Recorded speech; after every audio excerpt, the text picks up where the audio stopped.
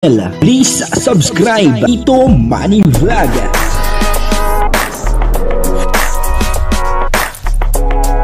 Payagan po si Tito Manny Vlog na mag-reactor para pambiling gamot sa kanya pong karamdaman. Wala man siyang records ng ng awayan.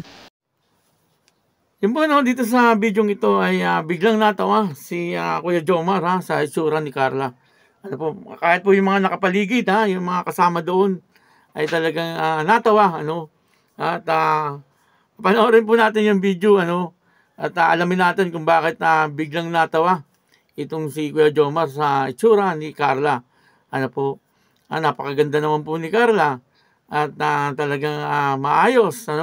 Bakit po kaya pinagtawanan ni Kuya Jomar ang itsura nito? Alamin po natin at papanoorin po natin yung video. Pero bago po yan, siyempre ako muna po bumabati sa inyong lahat ng magandang umaga, magandang tanghali at magandang gabi sa inyong lahat mga kapatid. Saan man kayo ng panig ng mundo naroroon ngayon, ay mag-iingat kayo palagi at pagpalain kayo ng ating Panginoon.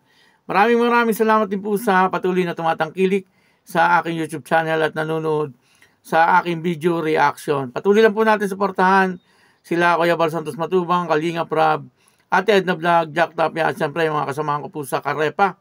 At ganun din po yung mga Kalinga partner na charity vlogger. Ito po yung video na kung saan si Kuya Jomar biglang natawa sa itsura ni Carla. Baka po kayo matawa din kapag napanood nyo po ito. Ito po yung video. Ayun na po ang si Carla. Pawisin. Ay, oo nga pala. Grabe ka pala itong isang established dito kasi isa lang direct maganda na Yan siya po ang gaganap na Marian. aling camera yung sa'yo? Si Marian. Si Joms, anong pangalan ni Joms niya, bro? Anong pangalan ni Joms? Greg. Greg ba si Jones?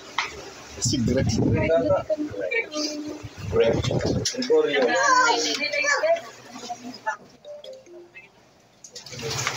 Ay, Kuya Rab, pag minsan, ito sa school. Nasaan si Greg po? Sige po. Ano po, mag-teacher po kayo?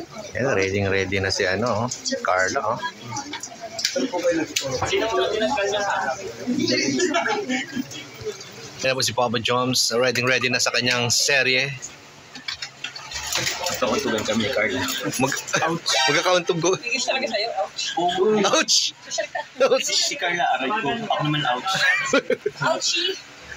Ouch si Carla, ouch. Yan, ni-make up pa nata. Wala kaya pa. Nilayasang ka. Ano po tingin ko? Nakapikit. Pinapilot. Para walang pasabi guys. Nilayasan ka na lang bigla. Isa dito. Nakasama naman si Quarta. Karaganda nga, Maming-ming.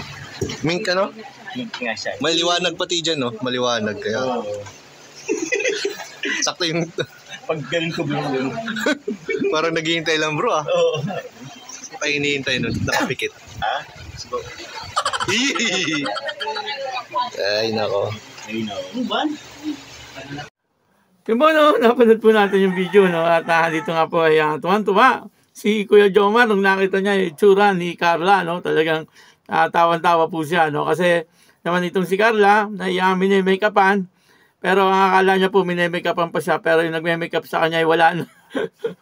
Umalis na yung nagme-makeup sa kanya at ito ay nandoon na parang may kinukuha, pero itong si Carla ay nanatiling nakatayo at nakapikit. Kaya nung saktong paglingon ni Kuya Jomar ay eksaktong nakita niya si Carla na talagang siya ay nakapikit pa at akala niya ay nandun pa sa harapan niya yung nagme-makeup sa kanya. Kaya yung mga nasa paligid niya ay natawa din dun sa itsura ni Carla. Pero yan po ay katuwaan lang. Wala naman po yung ibig sabihin. Ibig sabihin ay masaya po sila habang sila ay magkakasama. Andun din po si Kuya David Vlog. Ayun, suportahan po natin si Kuya David Vlog at si Kuya Neil Vlog. Andun din, suportahan po natin sila. Sila po ay mga K-boys at talaga nga namang sila ay nanatili ang loyal nila kay Kalinga Prab, ano po. At yun na nga, no, habang sila ay nagkakasiyahan, parang napagkwentuhan po nila kung ano po yung mga gaganapan ni Kuya Jomar at saka ni Carla doon po sa naging buhay ni Kuya Bal, at saka ni Ate Edna. Ano po, parang true story to, no? Parang true story. Maganda po 'yan, talagang kaabang-abang po, yung bawat mga mangyayari. Siyempre, gusto rin po natin malaman kung ano po talaga ang naging sitwasyon ng buhay ni Kuya Bal noon at saka nung Bal ngayon, Yan po ang kaabang-abang diyan, kung ano ba si Kuya Bal nung siya ay binata pa. Ano po, at ano na siya ngayon, na siya ay kilalang charity vlogger. Ano po, ganun din si Ate Edna, yung kanyang pinagdaanan, parang estudyante rito si Ate Edna. Alam naman po natin lahat na si Ate Edna ay naging principal ng isang eskwelahan. Kinikwento ko na, Kinikwento ko na. Kasi nasusubaybayan ko naman po yung kanila talagang buhay sa bawat pagbablog po nila. Siyempre, nalalaman po natin kung ano po yung mga trabaho nila dati, parang gano'n, po. Kaya parang nakikwento na natin, Pero, siyempre, marami po tayong hindi pa alam, bagamat sa mga pagbablog nila, minsan nakikwento nila yung dating buhay nila, pero marami pa po tayong hindi alam na dapat nating malaman. At dito siguro, sa ipapalabas na ito ni Kalinga Prab, ay malalaman natin yung totoong naging buhay ni Kuya Bal at saka ni Ate Edna, po. At yun na nga, nakakatuwa po dito, na talagang pinuri ni Kuya Jomar itong si Carla, sabi niya ay talagang pink na pink itong si Carla at napakaganda nga daw po. Talagang ito si Kuya Jomar, Talagang si Kuya Jomar ay talagang mapagmahal po yan, lalong-lalo na pagdating po kay Carla, talagang lahat ay ibibigay niya, para kay Carla, po, ganyan po kabait si Kuya Jomar, kahit po yung pamilya ni Carla ay mahal na mahal ni Kuya Jomar, po.